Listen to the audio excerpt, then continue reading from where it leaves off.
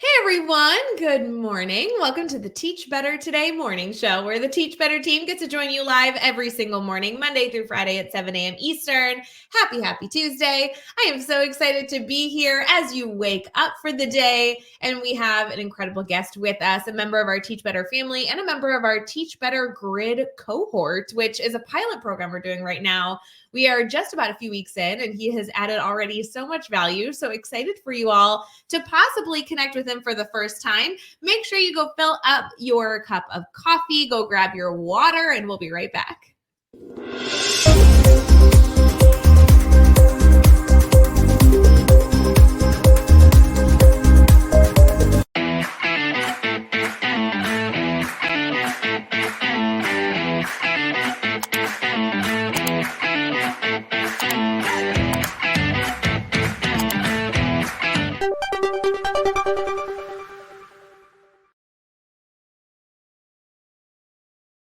Hey everyone, good morning. My name is Ray Hewert. We're here with Remy. How you doing this morning? Living the dream. That's actually the first time that I've seen the intro clip that I just listen on my podcast app. Yeah. So I saw it and I was like, oh, that's what's going on during all of this. So I know, depending on how you consume the Teach Better Today morning show, obviously if you're watching on video on like Facebook or YouTube, you're able to see all this stuff. Yeah, but if you're listening on the podcast, that music does have a video playing with it. And it's funny, I guess I never thought about you haven't seen yeah, our commercials then. it gives me a little dance. Like I've seen the stuff on Sunday night, but now I Yes. need to start watching it for all of the transition games so I can dance along appropriately. I mean, I love a good transition. We started doing them during our 12-hour live a few years ago, and obviously our most recent 12-hour live on March 2nd. We had a bunch of commercials there, but for this one, it's just kind of fun to have a little bit of jazzy music. And to be honest, friends, if you ever pay attention to those commercials, it actually features members of our Teach Better community from different B-roll that we've gathered. And it's kind of fun to see our people, all of you listening and commenting and watching up on the screen every so often. It's kind of nice. Yeah. So Remy, I know that everybody hasn't connected with you. So I want to make sure that you share a little bit about yourself as we get into this conversation. Tell us a little bit about who you are, what you do, all that good stuff. Yeah. So my name is Dustin Remy. I just go by my last name because I was raised in the 90s when that was your naming convention was that. And if Yeah. you had other family members with the same last name, they didn't exist. I've been teaching since 2007 at Topeka High School in Kansas. And if you Google the building, it looks like part cathedral, part Hogwarts. That the architectural design of this building is absolutely insane.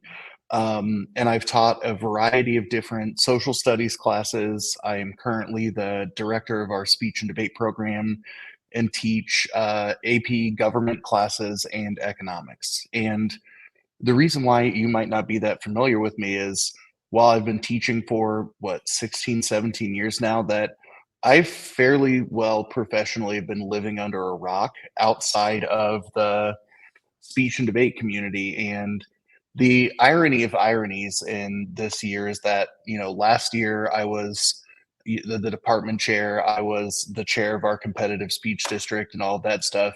And I was like, I'm just going to start getting stuff off of my plate. And then I discovered, the entire education side of Twitter and Instagram and Facebook, and have started, being part of all of these communities and stumbled into like, this is how under a rock that I've been, that I did not discover the Teach Better community until the year of our Lord 2023. And now, right, I'm lucky enough to be part of the Grid cohort. I majestically was selected as an ambassador, so I'm excited to be a relatively old but new fresh face I love be that your excited. fresh face has been a part of so many communities, seemingly like overnight, because those two applications, the Grid cohort and the ambassador group, were open at the same time. So you must have like went all out. You're like, I'm applying for both programs. We'll see if I'm Yeah. accepted. And then go figure that both programs, while very exclusive, and I don't mean to say that lightly, like truly trying to narrow down those applications is like doing a spell. Like there's no way to make the perfect selection, and go figure that you were able to be selected for both and it's a perfect fit for you. Yeah, and I mean, I was definitely, the Michael Scott, Wayne Gretzky, you miss 99% of the shots that you don't take. That uh, when I was picked for both, I definitely had a little bit of imposter syndrome.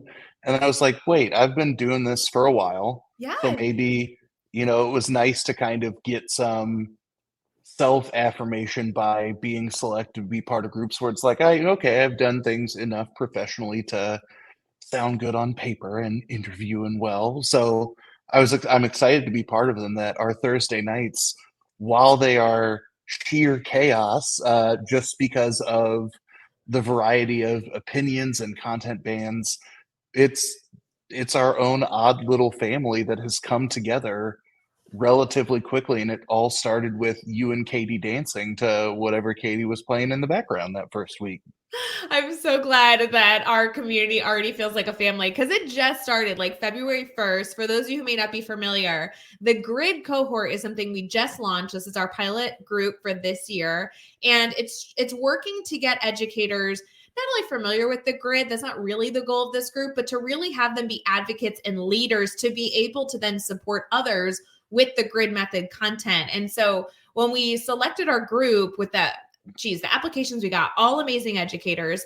And our goal was to form a group that could not only be successful in the program, but also, of course, be then really great leaders once the program finishes and you get certified. And it's such an interesting group, isn't it? We meet on Thursday nights, every single Hmm. Thursday night. There's a little bit of homework to like prep for the next week. And really our time is joking around, maybe a little dating, Yeah. and then also discussion, which is so cool because we have educators from all over the US and Canada in all different roles. They're not even all classroom teachers, which is kind of cool.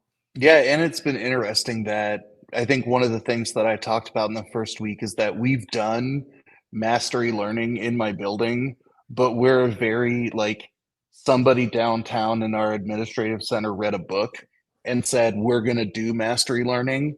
So I'm very excited to take principles and practices that I believe in and finally be able to figure out how to do them right, and for the other people who are around me in my building or in the district, right, that I can kind of be the, hey, instead of I gotta think of a non-profane way to say half-assing, but like instead of just kind of dipping our toe in the pool and acting like we're dressed up in standard space grading and mastery learning clothes, to be able to do it correctly, because I think that's the most meaningful way to kind of keep an eye on what kids need and how they can grow.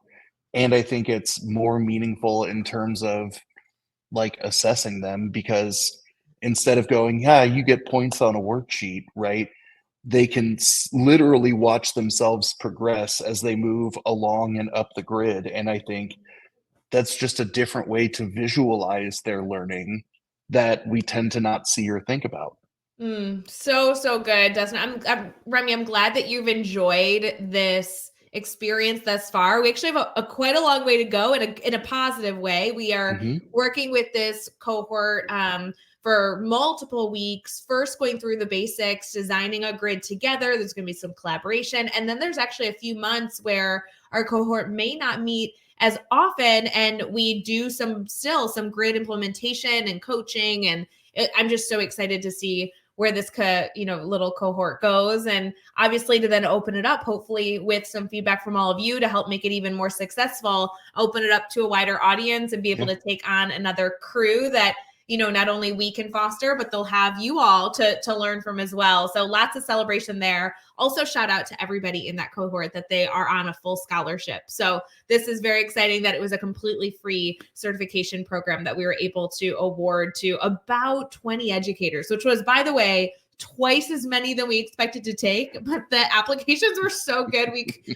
couldn't help it. Katie came back from maternity leave and she was like, I thought we were taking 9. I'm like, yeah, so like 20, it's like the same. Like it's like the same. It's Yeah, fine. that maths for me. It maths. I like it. The other thing you're a part of is the ambassador program. I know you're brand new in that as well, Hmm. but that serves a very different kind of support system for many educators. So I'm thrilled that you're going to be able to be a part of that very, very much family as well. So good things. I know you're doing good things outside of those two programs, but really good things. Well, I mean, and the way that I've kind of talked about my career up to this point is that I've been very dedicated to like the classroom educator portion of the speech and debate community and not so much the rest of the profession. And to be able to quickly connect with a variety of people to like, it's nice to have a new PLC of people who are as passionate and as diverse where,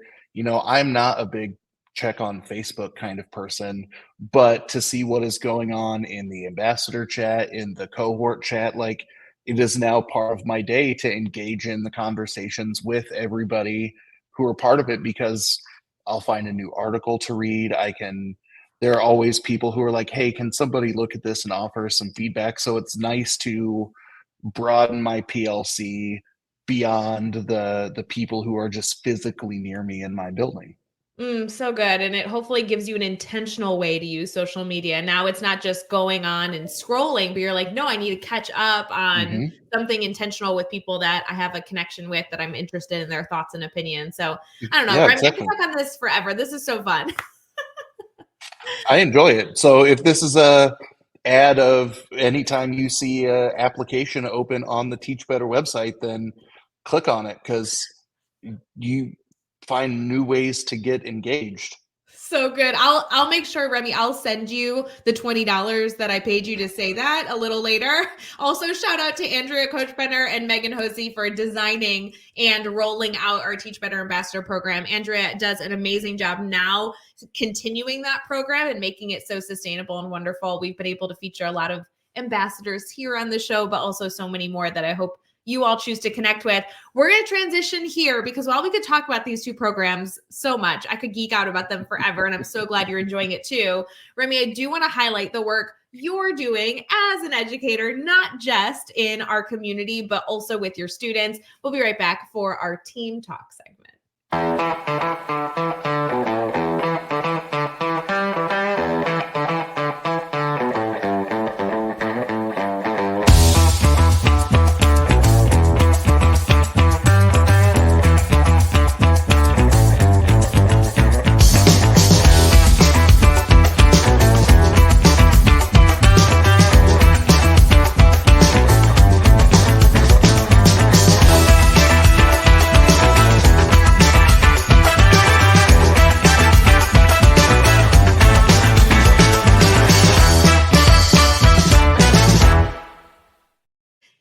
Hey everyone, thanks for sticking with us here on the Teach Better Today morning show. We have Remy here in our team talk segment, which is where we're going to dive into a number of different conversations around what Remy is doing with his students in the classroom. Tell us a little bit about something that has really helped you feel successful as an educator to start us out, Remy. If you had to reflect on a practice you do every day or something you really enjoy doing with students, what's your go-to? Uh, so recently in the last 2 years, I've started incorporating a lot more play. That I have always used any kind of game or short experience that I could find, but never really had the, I guess, intellectual capacity to feel like I could design one my own. Or it would be like, hey, let's lecture for 4 years and then here's a little game and then move on. That I have been leaning into any kind of game based learning or play based learning, especially the last 2 years. One of the things that I did with my economics class last week, we played with Play-Doh to talk about. I can never remember the non-Marxist way to say it, but it's like the means of production, like labor, capital, land, that kind of stuff. And what they were given is they each got a little canister of Play-Doh, and we either made snakes or springs, which is a snake wrapped around a pencil, and they were given different amounts of time. They could work with different partners. They at times had to like have their resources, and it was all to get them to think about the way that stuff kind of comes together. And they enjoyed that a lot more than me lecturing or them watching a crash course video about those things. And while we put the Play-Doh away at the end of the hour, I'll have kids on a daily basis, even some who are not in my classes will come in and go, "Can I get some Play-Doh to play with throughout the day?" So it's doing stuff like that that I really feel like has added that new kind of sparkle and spice to doing things in my classes because I'm aware learning about economics is not very exciting, especially when you get into the math parts, that it's incredibly depressing to talk about government because you go, in theory, here's how it should work. And then we talk about just the bad kinds of games that everybody plays politically in the world. So it's fun to bring those things in and spice it up. So important here. It's interesting as we reflect on this. I know that our community can use you as a brainstorm partner, and we'll have you share your contact information here in a little bit. But one element that I know our community struggles with, and it's not a conscious choice necessarily, but it's hard to get away from lecturing. I found that as an educator myself, especially when I didn't have a mastery learning solution that kind of helped Mhm. facilitate me stepping away from lecturing. To be fully transparent, I like lecturing. I'm good at it. I think I'm funny. Like, I don't think that my lectures are boring. So for those educators listening that sure would be willing to not lecture so much, but maybe don't see that pathway being drawn for them, where can you get started with that stuff? That's just not an easy thing, but people talk Yeah. about the concept very openly, like, oh, don't lecture. But then no one actually, or people rarely then say, here's the small steps to take to move in that direction. Yeah. So I'm going to cite the wisdom of somebody else on this one. So I Sure. just read Katie Powell's book, Boredom Busters. So good. Shout out to Katie Paul. Love her. Yeah. And I really like, she answers that question, I think, in two very good ways at the beginning of the book. The first is, don't try and emulate the people whose books you're reading, the blog posts you're looking at, the people who get to do TED Talks and presentations and things like that. Like, yes, they're brilliant. Yes, they do good things. You are not them. You are you. So find a way to take what they are doing and incorporating it into your teaching style. And, across 17 years, I've gone through that phase of I'm the bullheaded young teacher who knows everything in the world to now my administration is going, this is the way we have to teach and do things, to, stumbling into something else. And it wasn't until recently where it was like, I can be a combination of all of these things and still have my style.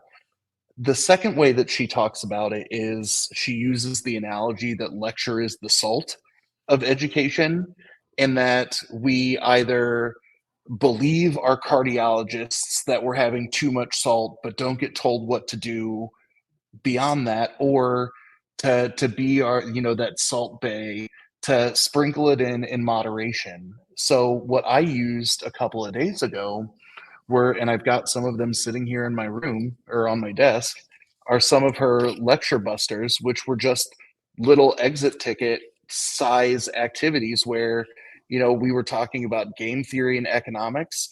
They had to compare it to a movie. Or we were talking about the legislative process in Gov, and I used a random letter generator. Luckily, they got the letter R for the legislative process, which is good.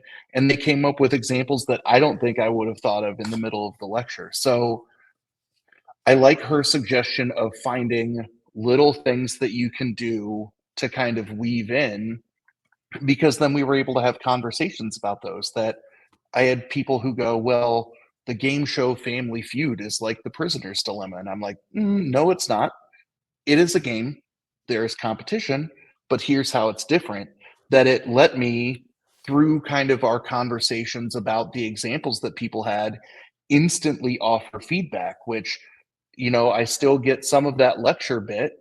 I still get some of that authoritative bit, but it allows me to go, that's a really good example. We'll connect it to this concept down the road. Here's how I can make you think not all games are games.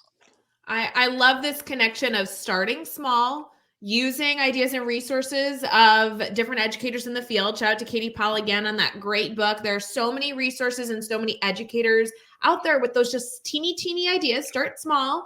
And I also love the highlight that lecturing is not bad. It just can't be your only element. Like I love your connection to salt, even using that example. It's not the only seasoning we use. So how can we find ways to quote unquote sprinkle it in and still have those moments where then you can be a little bit more effective with, I love what you mentioned here, that personalized feedback.